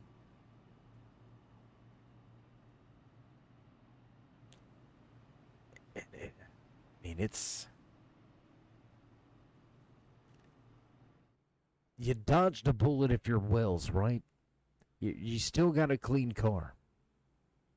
The guy you're driving against right now, that's moved up 17 positions tonight, only matched by Dakota Bailey. You got Dakota behind you and Corey in front. You know, it's... what do you do, right? I mean, where do you go? Who you gonna work with? You still gotta try to win tonight's race. So look for Wells to be on it. And why is the 24 orange? Why the 24 is orange? The same reason that Jacob Drift and Brandon Browning are orange. They are previous race winners this season. We're gonna break it down a little differently here throughout the season. We're going to reset these drivers each and every 4-week mini season. So you're only going to see maybe 4 drivers listed in that dark orange, that turn 3 orange during these seasons. It's to signify previous race winners, just to let you see where they're running, where they're at. Plus, it's just kind of it's easy for me instead of having to look at the stat book. Every now and again, I can just look up there and automatically know who's been to victory lane. Doesn't really tell me when they've been to victory lane, but I know how it's all ran down here so far this season. Jacob Drift opening up the 4-week mini season, win the race win. Dakota Bailey going to follow that up with a win. Brandon Browning going to victory lane at Atlanta last week. So here it is. Green-white checkered. Our first attempt at a green-white checker. The boss man in the flag stand has given the one to go. Who will set these drivers loose this time by? But what we're looking at here, let's look at row 2. Dakota Bailey, the 54 of Landon Lacey. Where does their loyalties lie? Right? The 31 of Scott Wise. Landon Williams back in row 3. You got to think about the help 2-3 rows back. It's all on the line at this point. Battling side by side once we get back to the restart. Or drivers that need to win the race, to win the championship. Who's going to get it done? We're going to find out here in just a moment. Pace car down and away. And we're going to get set to let sparks fly. I don't think we've seen the end of it. Into the restart zone on the gas, and green flag flies once again. Here from Talladega Superspeedway, you're watching the National Association of Stock Car Virtual Racing with the Masters of the Draft. Talladega 250. Jacob Drift. Where did he come from? Look at him motoring to the high side. This spells trouble. This is not what that 3 needs. Drift was multiple laps down, but now a huge push out of that 78. Drift coming to the high side now, looking to steal the show, spoil the party. We'll have 1 to go if we can make it back around. Wells in control of his destiny. He's going to get dropped by Dakota Bailey, looking for a second race win. Bailey to the lead. 3 wide at the front of the field to the stripe. White flag flies. Final lap here from Talladega Superspeedway. Big trouble now at the front. Jacob Drift has emerged on the scene. Now, even if Co or Wells wins Drift, too close for them to leapfrog him in the championship, so this may go to Drift after all. 3 wide for third on back. Dakota Bailey looking to secure a second win. Here the Gen 7 machines side by side. Scott Wise digging in the middle lane, coming to the line off of 4. Here we go. Side by side, 1 driver through the grass, 1 going around. That's going to be Thompson. Big trouble behind him. Who's it gonna be? Oh my gosh, big wreck behind him. Jacob Drift gonna drop to 11th. Corey Coe back in 10th. Wells will finish 9th. And with the finish, Jacob Drift will be crowned your Gen 7 champion. For the moment, they've got it scored as Dakota Bailey with your race win. We're gonna look at it. We're gonna see it again. Can we pull that one up, guys? Can we get to that and get to the front stretch to see who actually took this checkered flag? Man, it was super close. Probably one of our closest finishes of this season so far. I'm not sure who they're gonna give it to. My gosh, what a run there. We're going to take a look at this photo finish right here between these 2 guys. Let's see if we can't take a look at it. Slow it down a little bit for you.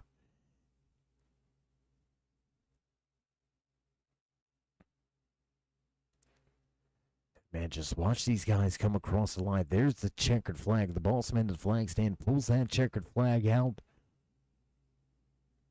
Big stuff. Oh my gosh. We got it. Oh my gosh. I don't think I've ever seen one closer. What a crazy finish. What a crazy night.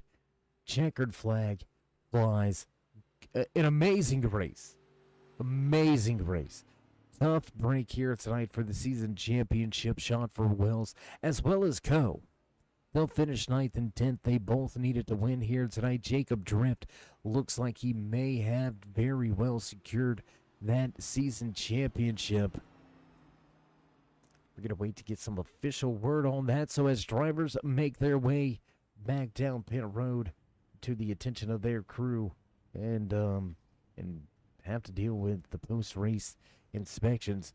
We're going to jump away from the track for just a brief commercial break. Don't go anywhere, race fans. We'll be right back.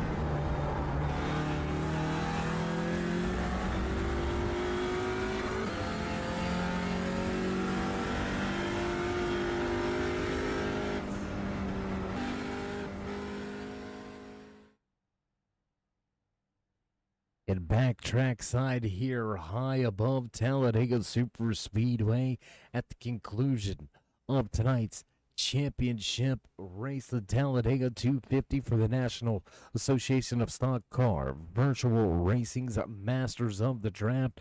What a night. What a race we have had, and we're going to dive right into these post-race interviews. Let's see if we can't catch up and have a few words with the man that walked away in third here tonight behind the wheel of that 54 machine. Landed. It's Dave. You got a copy? Yes, sir. I got you. Hey, man, how you doing? How you feeling after a solid finish well, it's restrictor plate racing, right? So it's all going to be... I don't want to say the same, but it's nerve-wracking the whole race, right? I mean, for sure, especially for when a race goes green, as long as that one did. It definitely, especially when you get behind like we did early. Got to the front early, but then decided to drop to the back, then lost the main pack, and had to scratch our way back up. And honestly, I don't think we would have got caught back up if it wasn't for that caution there at the end. Yeah, the caution at the end really played a big factor in helping a handful of you guys. As a matter of fact, I think each one of you guys that finished on the podium, you were kind of, I don't want to say out of it, but you definitely needed some help. You found the help, you got the help, and you found a way to get to the front for the final time of these Gen 7 machines. So does that make a podium finish, knowing that you're stepping out of these cars and heading into the 87s next time we hit the track? Does that make this podium any sweeter? I mean, anytime you can get a podium, it's a it's a good night. Really looking forward to the next block. I think 87 cars probably um, kind of fit more of my driving style a little better. I kind of like a car that you have to wheel, um, and you have to. Funny enough, you have to take care of your tires in those cars at super speedways because there's no restrictor plates in them, so they go really really quick. Um, so I think that's gonna fit me better. So hopefully next block we'll have some better luck. Sadly, we missed iRacing Super Speedway, but hey, past 2 weeks I've gotten to push two of my teammates to wins, so I'm happy. An absolute phenomenal job. And by you saying you like those 87s or they're in your wheelhouse, you must own a boat and go on the lake a whole lot, huh? Because those things I, float like boats, bro. I don't have a boat, but I've driven a boat a couple of times. It is quite enjoyable. Oh, well, there you go. That's why you like them. Landon, good to have fun with you, man. Great job here tonight. We'll see how the rest of the 16 weeks play out for you for the overall championship. We'll see how you go in those 87s. But before we let you go for the final time here tonight at Talladega, would you like to give any shout outs, thank yous, love yous? Yeah, of course. Shout out to all the good drivers over there at Filthy Five. Shout out to Dakota. Congrats on the win, buddy. I was super happy to push you to one. I was super happy to push Brandon Browning to a win last week. And again, excited to push another teammate to another win. Um, Shout out to everybody over at Nobility. Thank you for all the support that you give me and the rest of the team. Shout out to uh, Buster's Corners for the setup. Shout out to you for the broadcast every week. Shout out to Scott and all the admins that help put all of this together. And other than that, thank you to everybody that's gotten me here to this point. All right, my man. Well, again, congratulations on a great way to round out the 4 weeks with these Gen 7s. We'll see how you go in the 87s. Until then, as always, stay safe and keep it fast. Yes, sir. Thank you very much.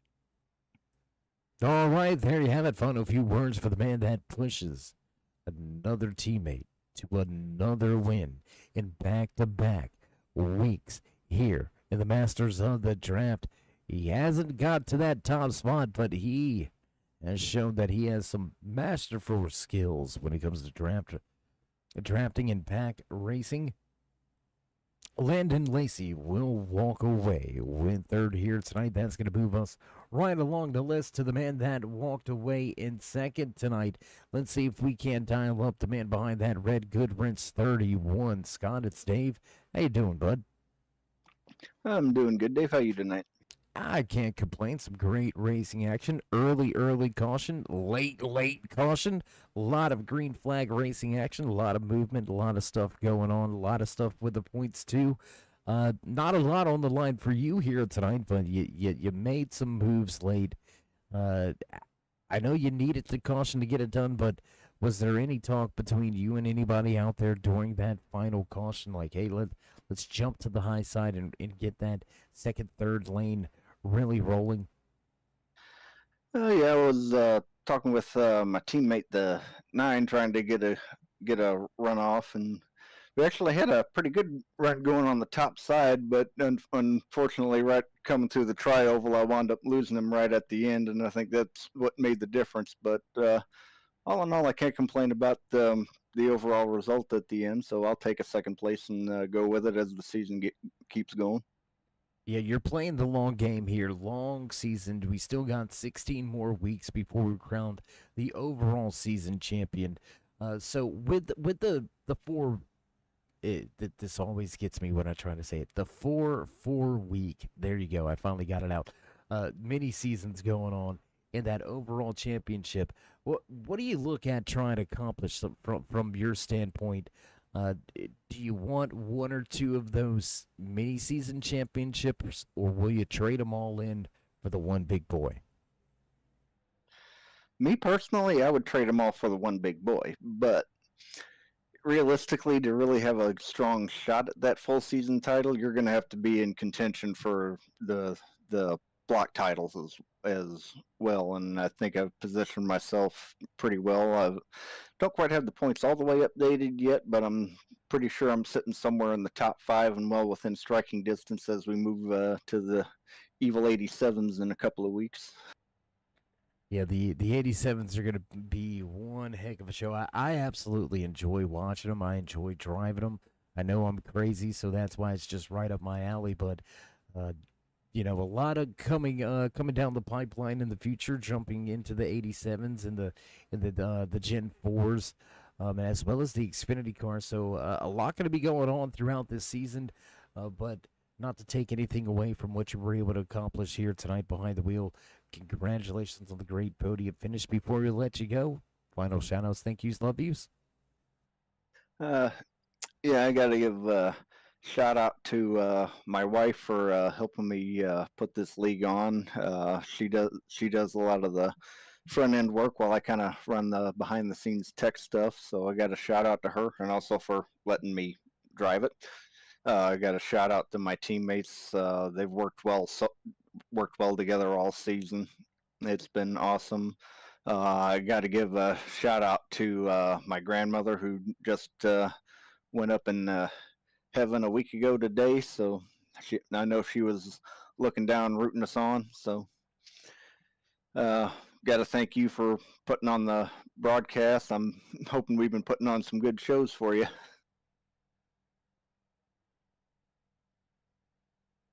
They've been absolutely lights out for me. Like, not sugarcoating it, not trying to butter you up or anything, but I don't know too many leagues out there that go 94 laps at Talladega and only have 2 cautions. So, I mean, that says enough amongst itself. The racing action between everybody, very close, very good. I know we appreciate all the kind words, and I know you've been racing. I don't want to say necessarily with a heavy heart for this entire week, but you've been in our thoughts and prayers ever since that coming out, the news coming out before last week's race. And again, prayers to you and everybody in the family with everything you've been dealing with. Maybe this will help heal a little bit. We'll see how it all goes, though, and we'll see how you go the rest of the season. But as always, my friends, stay safe and keep it fast. Oh, yeah, that's the goal of the season. I appreciate it, man. Have a good one. All right, there you go. Final few words for the man that walks away second here tonight. Going to have that head lifted high and pointing at the sky. Scott Wise going to wrap up the season in the Gen 7s with a fantastic run. That's going to move us into the man that secured his second win of these Gen 7 machines. Back to victory lane once again. Dakota, it's Dave. You got me? Yes, sir. I got you. How you doing tonight? I'm doing pretty good. Sorry we kept you waiting so long. Yeah, you got about half the champagne down, so we might get some tipsy answers. No, I'm just kidding. Heck of a run, right? You were closing in. You had a second pack, right? You're closing into the closing stages, the closing laps of tonight's race. You needed a little help. You found that help with the caution. How did you know to jump to that high side, take it 3 wide, and just go? Was we got that second pack form, and then listen, what I'm about to say, I stand by. Landon Lacey's the best pusher I've ever been on a track with. Having him behind my bumper, I knew we were closing on the front pack. Every lap he was telling me, we gained 0.6 of a second, we gained half a second. Everything else, coming down to it, I don't think if it wasn't for that late caution, I don't know that we catch that front pack. So very, very grateful for the caution. When we were sitting under the pacing laps and everything for the caution, Landon told me, he said, start finish line, jump up. I'm going to leave a hole for you. Jump up here. We're going with it, and we're going to try to win this thing. Knew coming out of 2, we had a run coming into 3. Landon came over the radio and he said, go low. Shot low, and like I say, I had the best pusher on the track in the position I needed him to be able to get me across in first place. Yeah, and even at even at that, very close race to the line between you and Wise. Did you look through the window net to double check? Did you do any peeking to see is he still there? To be honest with you, I actually didn't. my focus was to just make it through the tri-oval clean. Because I knew I had the 54 on my bumper. I didn't want to slip up and get turned. So my main focus there was to just get through the tri-oval clean and get to the finish line in one piece. If Scott would have beat me, that's fine. I would have been more than thrilled with a second place finish. But I'm not sure exactly how close it is. I haven't went back and looked at it yet. But from the way that the several people are talking, it was milliseconds. I have a camera on the front stretch set up for photo finishes. And we went back, we slowed it down. You'll have to check it out in the broadcast a little later on when you have some time. You can fast forward all the way to the end if you like.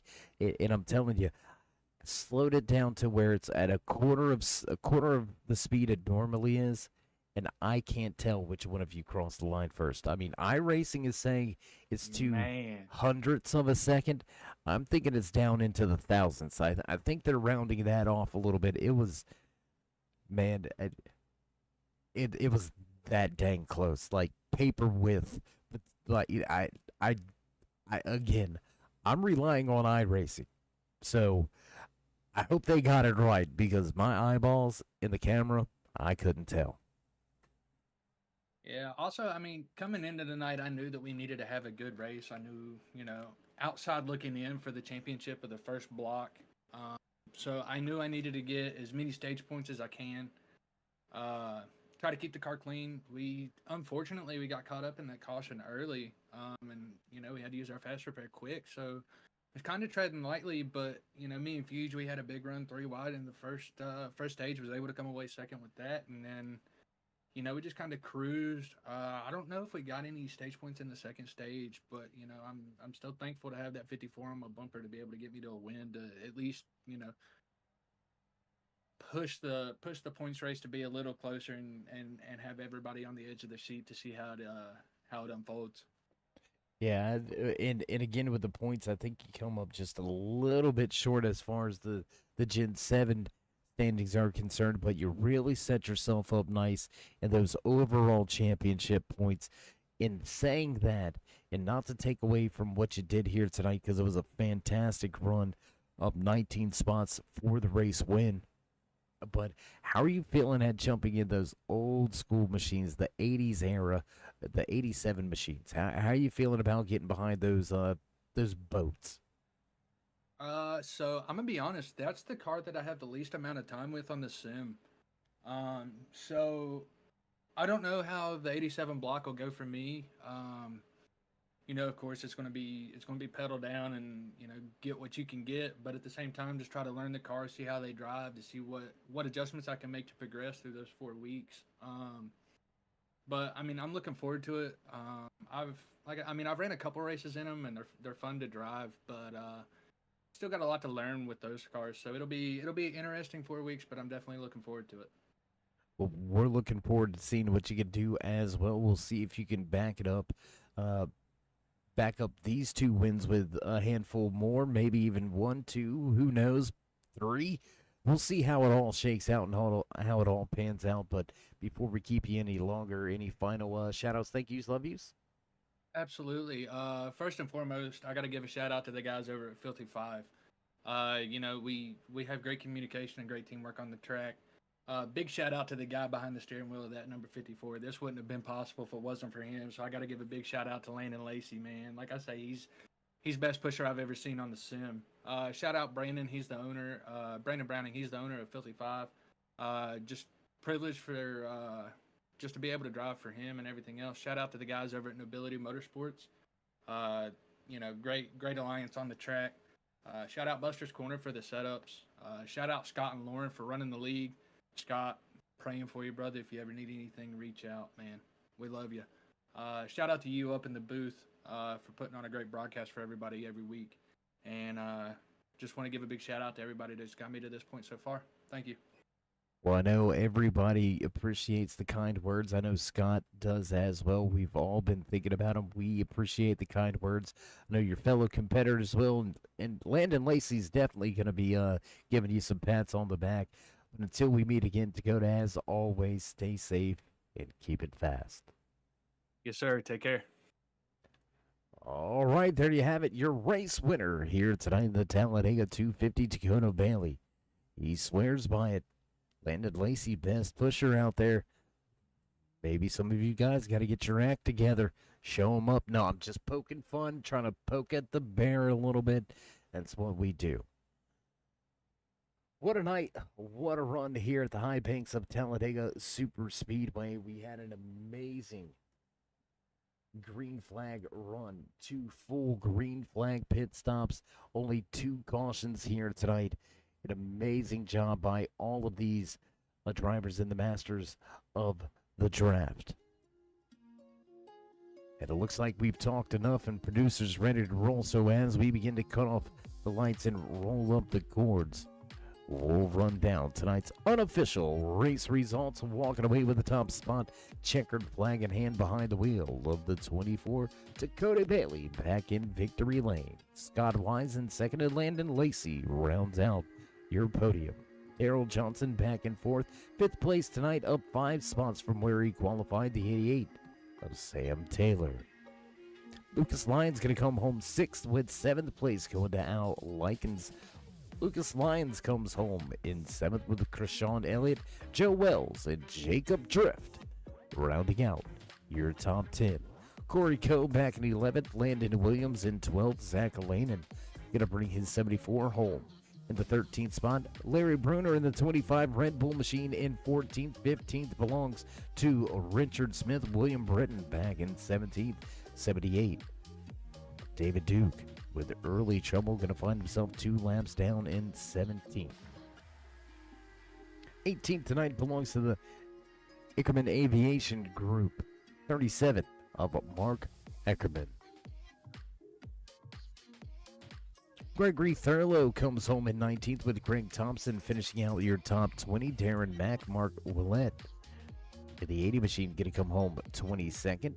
Bowman Pendergast back in 23rd. 24th tonight's Dave Fuge, Brandon Browning, and Tay McDonald rounding out your 26 car field. Big shout out to Miss Lauren Wise up there in the control booth, keeping these drivers steady under green flag conditions and caution flags as well. So a big tip of the cap to all the admins, race officials, and all of the sponsors here with the National Association of Stock Car Racing's virtual racing. What an amazing job here tonight. An amazing run. So as we get ready to cut off the cords and shut off the lights, we're going to remind you to join us in that push to 3,000 subscribers. Show these drivers the love they deserve. Drop the thumbs up, click subscribe, smash that bell on the right-hand side. Until next time, my friends, stay safe, stay loved, and we'll meet you in turn 3.